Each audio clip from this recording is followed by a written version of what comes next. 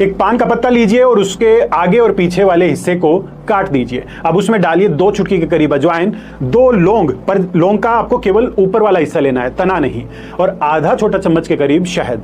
अब इस पान को बनाकर मुंह में रखिए, धीरे धीरे चबाते रहिए और धीरे धीरे इसका रस अंदर ही निकलते रहिए। छाती में जमा बलगम है, खांसी जा नहीं रही है, बस 5 से 7 दिन ये पान बनाकर आप ट्राई कर लो। पान बलगम को पतला करता है, वहीं अजवाइन उसे बाहर निकालने में आपकी सहायता करता है और शहद उसे जड़ से खत्म करने में आपकी सहायता करता है। तो जाग जाइए, अब भी समय है अपने घर के खाने की ताकत को